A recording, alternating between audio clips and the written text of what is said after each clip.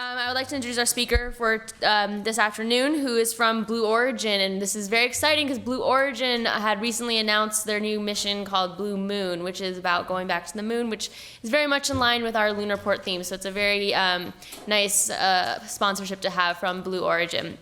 And we're very excited that they're here to speak. So our speaker today is AC Charania. Sorry, I'm gonna butcher that. And he works on the business development and strategy team for Blue Origin LLC. He is manager of advanced programs, and AC was formerly the senior director of strategy and business operations at Virgin Galactic. For over 4 years, he was involved in developing the LauncherOne business plan, maturing Virgin Galactic's roadmap, company financial modeling, and interfacing with the global space launch insurance company. He helped to negotiate OneWeb's launch contract with Virgin Galactic. He was a visionary founder and early employee of 3 aerospace startups, SpaceWorks Enterprises, Generation Orbit, and Terminal Velocity Aerospace, and also provided consulting support to Planetary Resources. He was a NASA Innovative Advanced Concepts Fellow for work related to the telecommunication networks on Mars using meteor trails and planetary defense against asteroids using robotic swarms. He is a member of the International Astronautical Federation, Entrepreneurship, and Investment Committee. He earned his MS and BS in Aerospace Engineering from Georgia Institute of Technology, and with a specialization in systems design and optimization. He also earned a BA in Economics and Mathematics from Emory University. So please join me in giving a warm welcome to our speaker.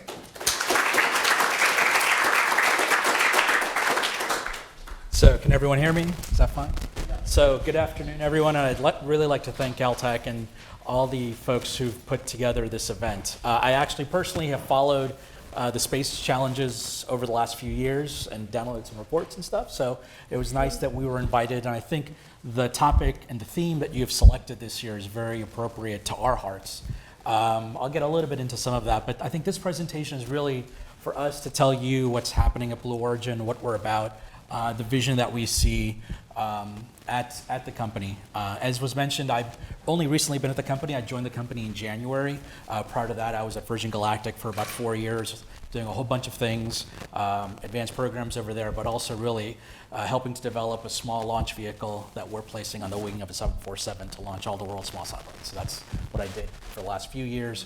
Before that, actually, I worked 12 years for a company called SpaceWorks, where we did a lot of advanced concept studies. So you heard this morning kind of what JPL works on in terms of the advanced concepts, methodologies and processes and tools. And so we actually at SpaceWorks, when I was there, and they still do that, did a lot of those advanced concept studies for NASA, DARPA, Air Force, and the commercial space industry. Also, while I was there, we started 2 space companies, incubated them, and spun them out. So pretty exciting time in the industry. I think we're a reflection at Blue Origin of the possibilities, the opportunities that now exist that 15, 20 years ago didn't exist. And we also have an interest in partnering with NASA, partnering with JPL, partnering with the NASA centers, and partnering globally with international partners to enable millions of people to work and live in space. Fundamentally, I think that is our vision at Blue Origin. That's why all of us are there, is to send all of us into space and really to lay the foundation of kind of the ability to get into space very easily, very rapidly, and once you're in space, to get to other destinations very easily and very rapidly. The founder of our company is Jeff Bezos, as you may know. Show of hands, who are Amazon Prime members in the audience? Oh, thank you very much, thank you, I appreciate it. So Jeff, as he likes to publicly say, was very lucky in his life. He won a lottery called Amazon, and that has allowed him now to fund our company. He's always had an interest in space, and we have been around for about more than a decade, slowly maturing our technologies and vehicles to the point that we can now do some great and extraordinary things. And Jeff has been very generous with his funding to let us operate commercially. And so we are a fully commercial space company, as others are out there. Working to refine our systems. We're highly vertically integrated. That's the approach we've taken. We feel that's the best way to control cost, quality, and schedule. And so it's that funding and that drive that leads us to build these systems to get millions of people working in space, but also that we can move heavy industry into space. That's also one of our goals is space we view as a place to do heavy industrialization, to possibly get that off the planet Earth, and also to then explore the cislunar system. I think as a company, we are focused on Earth to orbit systems, but also within the cislunar space, what we can do. We obviously have an interesting, and as everyone in the space industry has, to go to Mars, but we are working within kind of Earth to orbit, geo, and cislunar space is kind of the place that we're developing our system. So I think the topic area that you've selected is very dear and near to our hearts and the visions that we're looking at. So with that, I'll go a little bit into the company. So we are a company of over 1,000 people at Blue Origin, building world-class vehicles and rocket engines, and we have a deep expertise that we've developed in liquid rocket propulsion over the years, and we'll get a little bit more into it. These 1,000+ people are spread out in a few locations. I myself, along with several hundred colleagues, are based in Kent, Washington, just south of the Seattle airport, where we have our design, development, low-rate initial manufacturing facilities. And really cool place that represents this idea of vertical integration. So when we talk about developing our own subsystems, integrating our own subsystems, and then all the design engineering and sustaining engineering, and all of that, we have that in-house. Obviously, you need to test these systems. So we have, we use a large parcel of land in West Texas, near the town of Van Horn, to do both our engine and suborbital flight testing. So I have colleagues who are based there to do that testing. We've just recently also established a more permanent Washington, D.C. office and some colleagues there to do interactions with various government agencies and the legislative and executive branches. And then we are also now putting together a new facility in Florida. So Cape Canaveral Kennedy Space Center in Florida is undergoing a renaissance. We are, along with others, are part of that renaissance after the space shuttle program ended for the use of the Kennedy Space Center and Cape Canaveral Air Force Station. So we are building a new facility to do manufacturing as well as launch of the New Glenn orbital launch vehicle in Florida.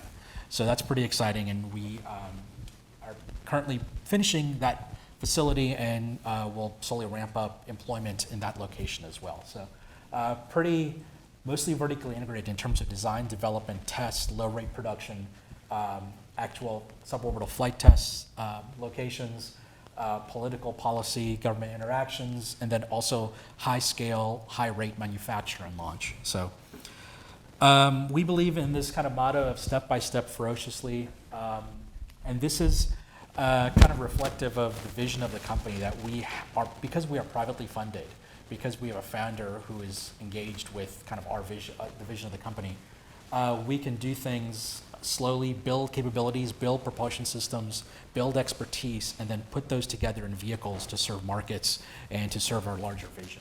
So that has resulted in really essentially 2 major vehicle programs that we have going on at the company.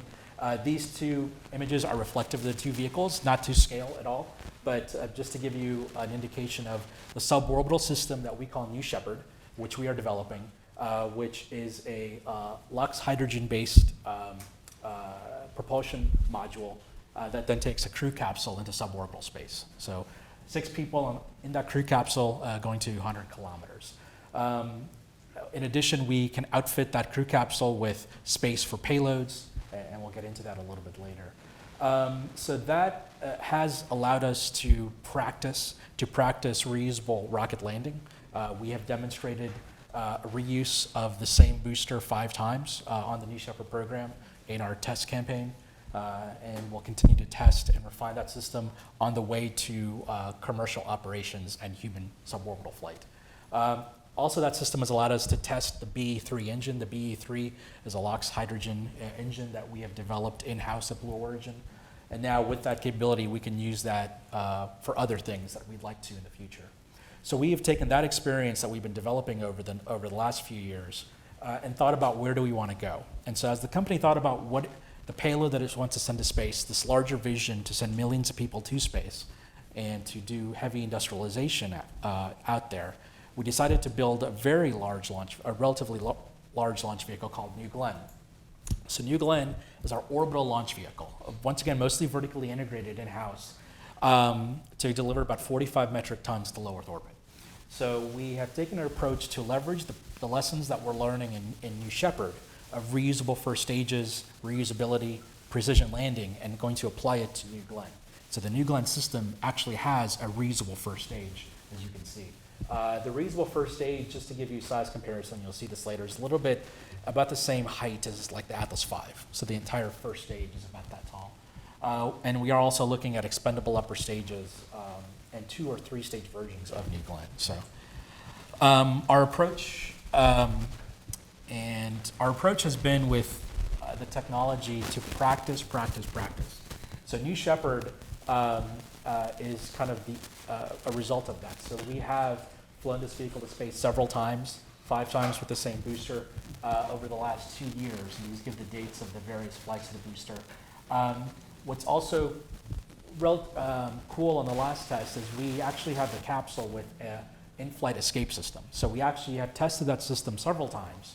But the last time we tested it, we actually tested it at maximum dynamic pressure. So the booster went up, and at max Q, we had the in-flight escape system activated. So that's the picture that you see on the right-hand side. There was some question of whether the booster stage, the propulsion module would come back in one piece, and it actually did. So that was a very good result of that test. We actually have that propulsion module now, and we have shown it around at a recent conference that Jeff hosts, and are very proud of that vehicle.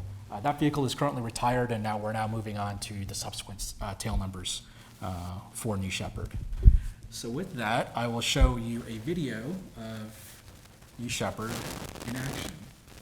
So hopefully that, oops. Let's see if that plays. So this was a test from a little over a year ago.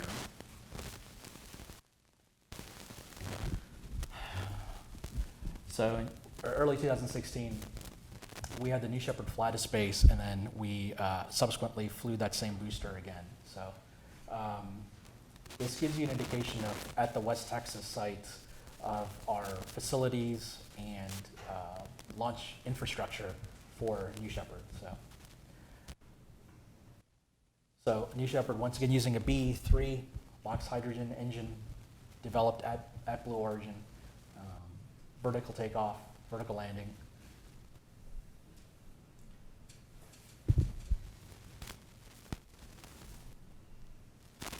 So that's the separation. You're now looking down at the propulsion module. Reach an apogee of over 100 kilometers, and then a parachute landing of the crew capsule. So.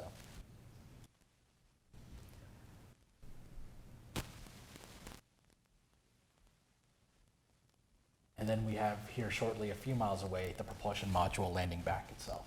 So.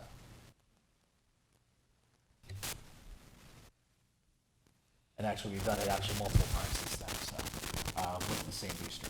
So.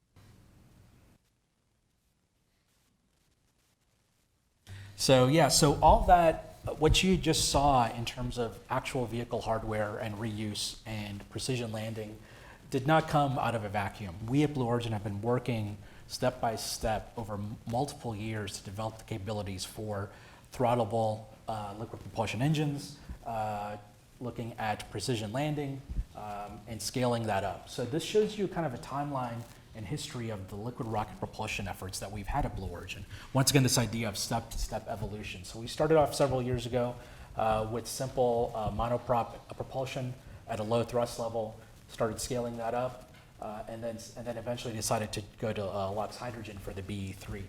Now we have since then looked at a much even larger version of an engine called the BE4, which is LOX liquefied natural gas, which is a version of methane. A pump-fed engine that we call the BE4 to power the New Glenn orbital launch system.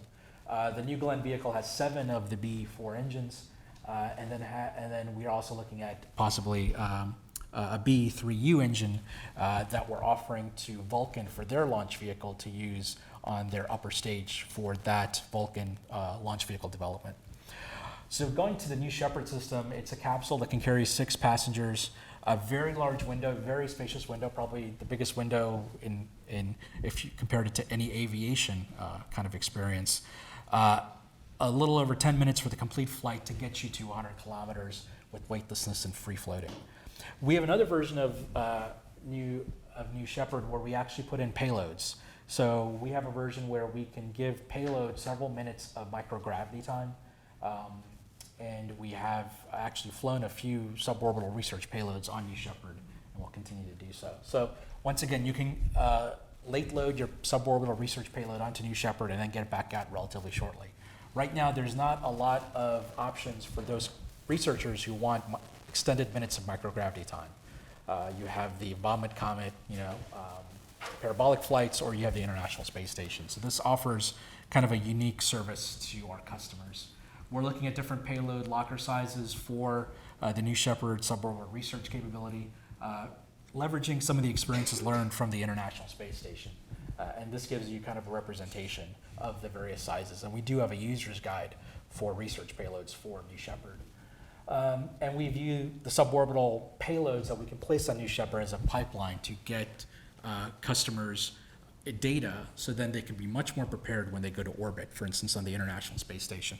It's also much more easier to transact a flight on New Shepard for research payloads in the International Space Station and much more frequent availability. So we'll look for, and we're open to researchers coming to us who are interested in using this capability to expand the research that they're doing and mature the technologies they have. So with that, I will then go to the next vehicle that we're actively working on at Blue Origin, and this is the orbital launch system that we refer to as New Glenn. So this is an animation that shows you the launch of the New Glenn vehicle and how it would operate. Several landing legs. Once again, it's a reusable vehicle that is designed to land. Aero surfaces on the first stage. We can land with 5 of the 6 legs working, so we can land with 1 leg kind of inoperative. This is the launch site that we're currently developing at the Kennedy Space Center, Cape Canaveral Air Force Station. What you just saw in the foreground is actually the building we're building as well to build this rocket. So this is the 2-stage version of the New Glenn vehicle that has a single engine on the upper stage. We are also looking at a 3-stage version of the New Glenn vehicle. As I mentioned, this vehicle is reusable. So after the first stage separates from the second stage, it starts coming back down. We have leveraged the use of aero surfaces in our approach, active aero surfaces, to help this vehicle come back, and then the engine relights for landing on a ship. So we actually do oceanic landing on our own ship for recovery of the first stage. So the second stage then is in orbit and delivers payloads to space. So we're actively working the New Glenn orbital launch service. We are ramping up personnel, staff. This gives you a visual indication of kind of the geometric size of the 2-stage and 3-stage New Glenn vehicles relative to the existing launch vehicles, as well as the Saturn V. So a relatively big rocket. As I mentioned, 45 metric tons to low Earth orbit, 13 metric tons to GTO. And you can start imagining very interesting things you could do with, for instance, the 2-stage and 3-stage versions in to other locations in cislunar space. Just geometric size, you can see the landed boosters compared to the existing set of launch vehicles in the U.S. inventory are relatively comparable. So, I think this gives us a tremendous capability now to implement this vision, a tremendous capability to service customers. This is not a rocket we're developing just for ourselves, but we have actually announced customers. So we have signed contracts with Eutelsat, which is a commercial GEO ComSat operator, for a launch in 2021, 2022 of New Glenn, as well as a agreement with OneWeb, which is building a global constellation of small satellites to provide low latency broadband. So we've actually announced an agreement with them to launch several of their many of their satellites. This gives you the payload capability that we've announced for the 2-stage New Glenn. So as you think about in your architectures of vehicles to use, this might be something to think about. Other information we haven't released, but this information you could use in your architectures, for instance. It's not a hypothetical rocket. We've actually shipped out the first engine, the first BE-4, for testing in Texas. So this is a picture we released a few weeks ago of my colleagues who worked several years to mature the BE-4 LOX LNG engine that will power the first stage of the New Glenn vehicle. So this is the engine that's been assembled. This is our Kent facility in Washington State, and we are getting the engine ready to go to Texas for testing. In addition, as I mentioned in Florida, we are building a new facility and launch site for New Glenn. Actually, what is typically not done in industry is many people don't build the rockets next to the place where they launch the rockets. If you actually look at what happens around the world, and that's not even in the US, globally, that's actually what happens a lot of times. So we at Blue Origin, when we were thinking about this, actually said maybe that's not the way we want to do it. So what we have decided to do is actually build a high-rate manufacturing plant for the New Glenn launch vehicle right next to the launch site. So this is right near the Kennedy Space Center Visitor Center, if any of you have ever been there. So if you now drive to the Visitor Center, you'll see this relatively close to the entrance to Kennedy Space Center.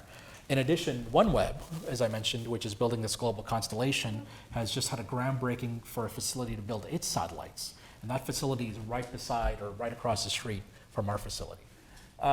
So this is the location that would build the New Glenn, integrate it, and then ship it out to the launch pad that we're also constructing. So concurrently with this, my colleagues in Florida are getting a launch pad ready for the New Glenn launch vehicle. So that's Launch Complex 36 that we are now at and are upgrading for use.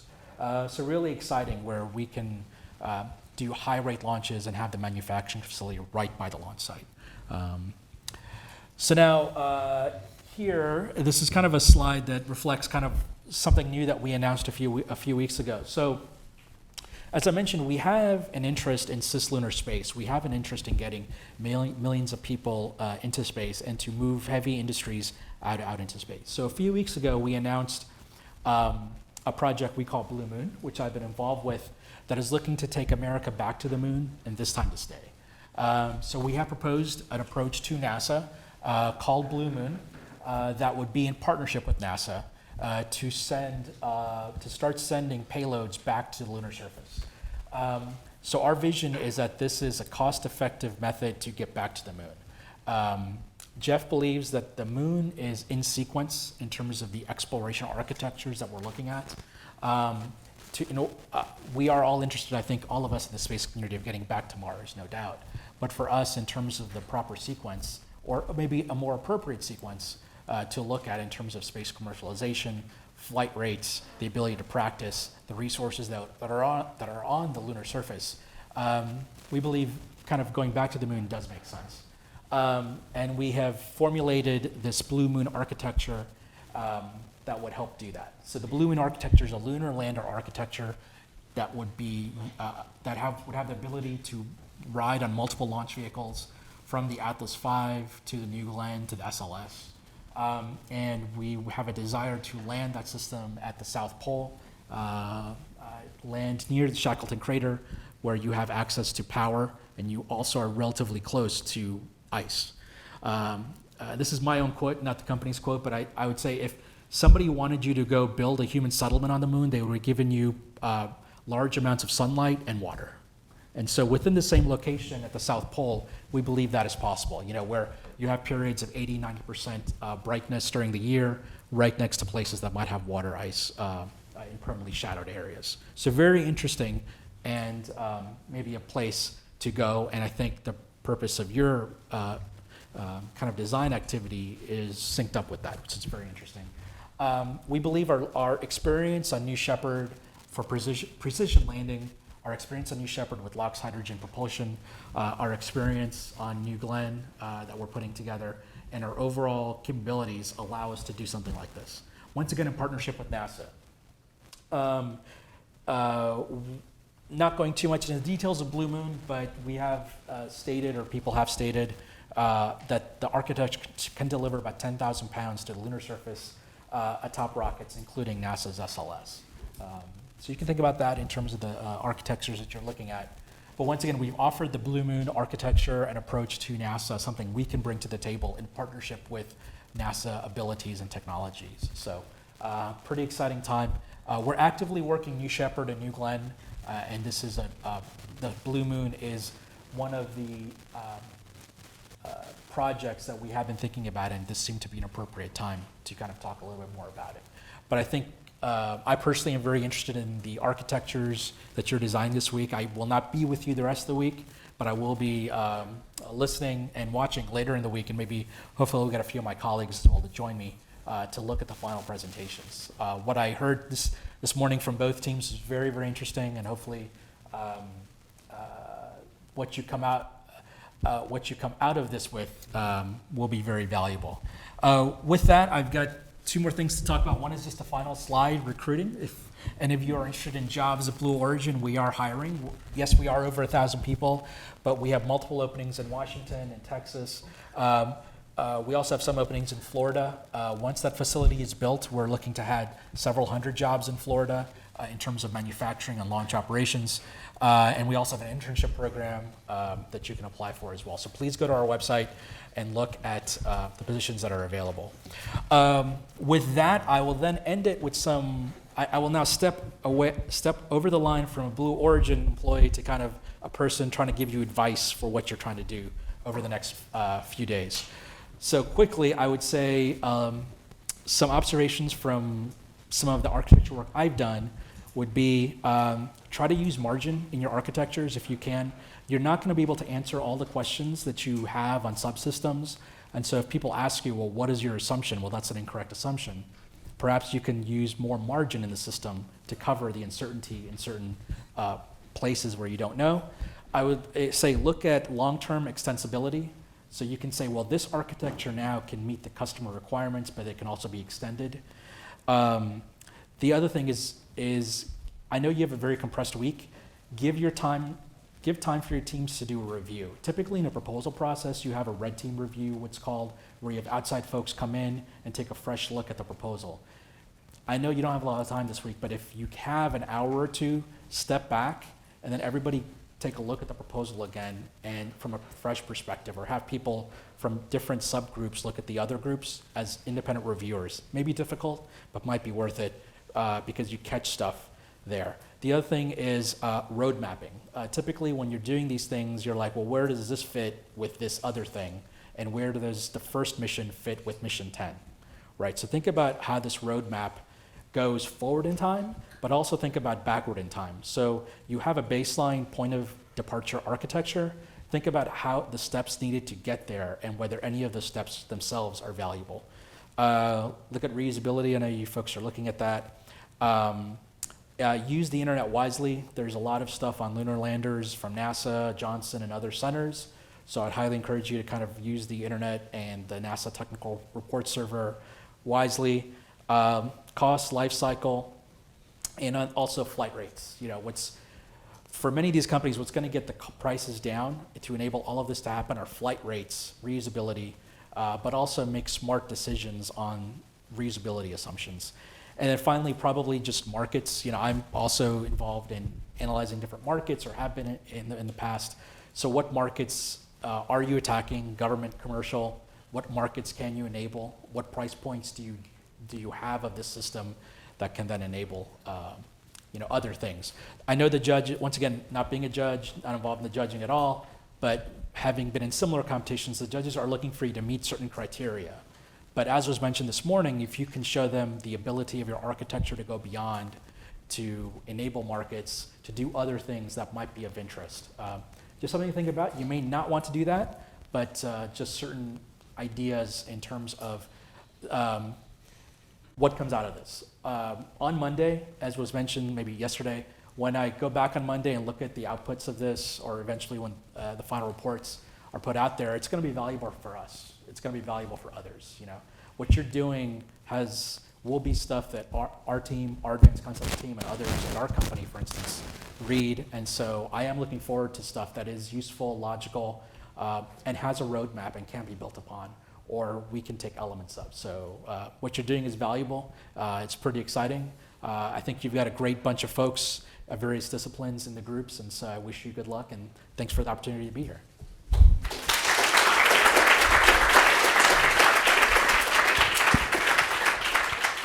All right, so now we'll take some questions from the audience.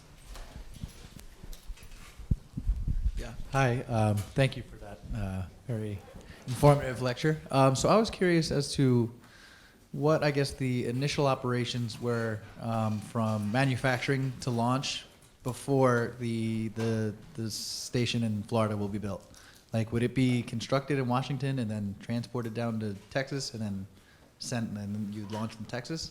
Oh, no, without getting into much details, if you ever come visit the site in Washington State, we definitely can build new Shepard vehicles there, but we need more space. And so the Florida site is for the production of those vehicles. So yeah, so it's really in Florida for the New Glenn system. Okay. Yeah. So will but some of the elements, like for instance, the engines, which are obviously, the B4 engine that you saw in that picture, that was the Kent Washington facility. So those engines we can now build relatively easily in the Kent facility at a low rate. Okay. So yeah. And so how much is taken into account, like the cost of transportation, if you would build it in Washington and so I think that was taken into account, the logistics of some of that. As you build larger and larger stages, you have to like either barge them, or you have to worry about ground transportation, certain highways, and closing off certain roads. So looking at that, and then also looking at the personnel that you could hire. Florida has a long history with a lot of expertise, and so you can actually hire there as well. So I think those combinations of like transport, how big you want to get, reducing the cost. Once again, this is also going to help reduce the cost, right? So looking at throughout the whole life cycle of where can we turn the knobs to reduce the cost, because that's really what we're trying to do. If we're trying to launch one rocket a year, that's not revolutionizing space access at the same price as the space shuttle. That's not revolutionizing space access. So you've got to look at like development, operations, manufacturing, and we've got also some approaches to manufacturing that we think are going to help as we get the rates up to get the prices down, or to have a very affordable price. So, yeah. All right, thank you. Can you give a cost estimate for a New Glenn launch? No, I can't. Now, if you want to buy 5 launches, yes, we can sign an NDA and we can talk about that. I know neither you or SpaceX have released a lot of information about your lunar missions, but I was wondering what you think your advantages are over SpaceX for lunar missions. I hope both of us are successful. I have friends who work at SpaceX. I think it's space is very challenging. So I think our advantages, not to SpaceX, but just generally, just what we have are a deep liquid propulsion expertise. We have expertise in precision landing with New Shepard. We are commercially funded, which allows us to do certain things rapidly. There are other companies that are also that, but I think those combinations give us certain abilities to pivot, certain abilities to enter and do new projects that other companies cannot. Just having a founder who's very forward-thinking and is open to new ideas, but also has the resources to fund those ideas, I think is very valuable. And couple that with the tremendous talent pool that we've generated. We have very senior managers who have deep expertise, but then we have very young engineers underneath that senior level that work very hard. So I think that's also an awesome combination. So we've got a lot of technologies, we've got the money, and you've got the talent. Those are really the 3 things you need. Do you have the funding to do what you want commercially, to buy the machines you want, hire the people you want? Can you find the right people? And do you have management that backs you up, in terms of the architecture choices and design decisions? So I think all that, other companies have that as well, but I think we have it, and that's always so helpful, Thibaut Casey.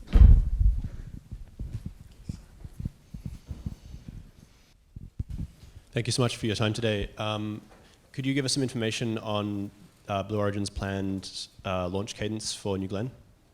Can't get too much into that, but we're a private company, so we like to hold some certain things. But no, it is many launches per year. So yeah, I mean that facility is a relatively big facility for higher rate production, and so once again, it'll be determined by the amount of launches we sell, the things we want to do ourselves in space to feed into that, So, but it'll be many launches per year, without getting into. Well, this facility should be ready hopefully in a little less than a year. Then we'll start outfitting it and hiring more people to outfit it, so it should be ready, and to attempt a launch here shortly. The Eutelsat contract, as I mentioned, was 2021-22 for the first version of New Glenn. So, and then we'll ramp up from there. Once again, it's a question of like just we've got a sales team we have that's selling New Glenn. So how many launches are sold? What's our what other things we want to do will determine all of that. But we have the ability to scale up, with this facility. So.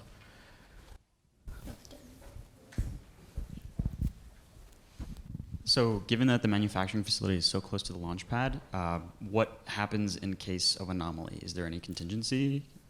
It is close, but it's not that close. It is, so it is, I think, 10 plus miles away, from the actual launch pad. So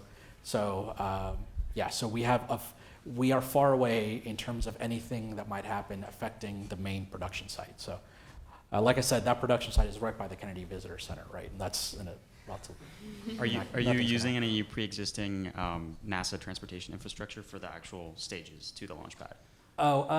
Can't get into that, but yeah, I think that's my colleagues in Florida are kind of figuring that out right now. So of the transport method, but once again, we're very vertically integrated. So,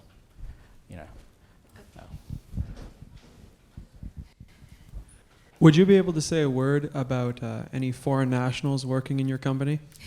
Well, I think if you went to the website and to the requirements for most of the jobs, they do require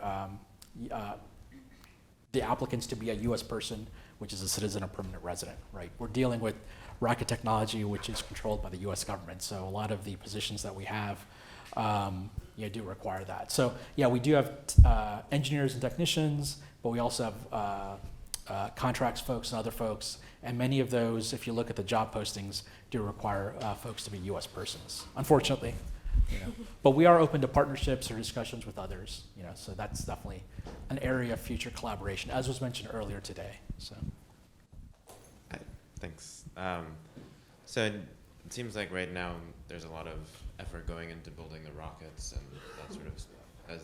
Since you are a very vertically integrated company, are you starting to think about engineers or geologists who are out there on the moon and building infrastructure, or is that too far in the future? I think it might be a little early for that. I think for us, we're very focused on New Shepard, getting that operational here relatively shortly, and then New Glenn, and as part of New Glenn is getting the B4 engine kind of mature. So my colleagues are heavily focused on those efforts. I think as we expand over the next few years, we'll need other disciplines as we think about other things to do. So I think if you look at the job postings right now, we don't have geologists on the website, but as we grow and build more and think about cislunar space, who knows?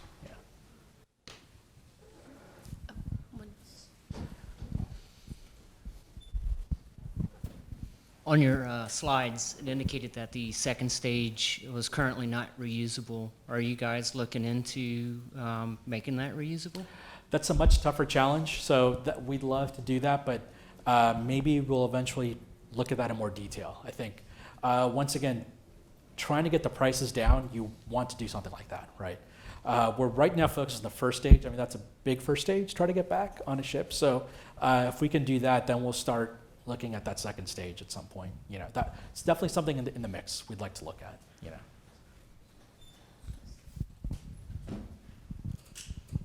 So continuing on from that, in terms of recovering the second stage, is some of the challenge simply because it's returning from much higher altitudes, higher velocities? Higher.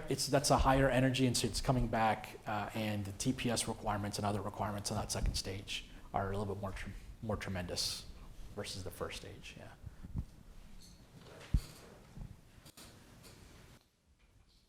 I have a quick question. So, Yes. Can you talk a little bit? I don't know if you can talk about how your technology behind landing the first stage rocket. So, not getting too much, but I think just generally leveraging the experience we've had at on the new Shepard program of precision landing on a particular pad in West Texas, leveraging some of those approaches for the first stage of New Glenn.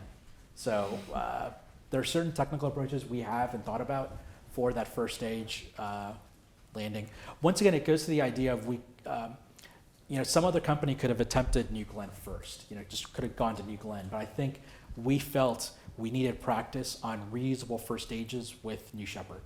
That was so valuable to take that step with New Shepard that then our teams can now take that experience and modify it appropriately for New Glenn. So I think our the trade that you have seen that we have shown is the landing on the water. Mm-hmm. So we have taken the approach of, instead of bringing that booster back to land, the first incarnation here will be landing it on an oceanic vessel. Bring it back to land, you do eat a lot more into the payload capability. So our first incarnation of New Glenn will be oceanic to kind of keep a little bit more payload than if you did coming back to land. So that large level trade we have made for the first incarnation. So, yeah. All right. Are there I have a question actually. Yes. Is the lander on the moon a reusable rocket as well? Well, can't answer that question right now, but no. We are working through many of the trades, as you all are working through the trades, and we've been working on that, and we have a proposal out to NASA, kind of as a collaborative partnership for the first version of that lander. I think the vision for us is what makes sense to get the price to the lunar surface down, and so you may at some point look at reusability. I think all of you are looking at that. But once again, it depends what market are you trying to aim for. I think you're trying to aim for a slightly different market than maybe the Blue Moon lander initially, in terms of we want to land repeatedly around the same spot on the South Pole or on the North Pole, but somewhere where there is large amounts of sunlight during the year, as well as near ice deposits. So, but you also want to do that in a near-term time frame with technologies that work. So, yeah. So the Blue Moon Mission 1 is kind of our first attempt to do that lunar lander, so that then can evolve to other things, and more capabilities for the future missions. So, yeah, that was a good way of not answering your question.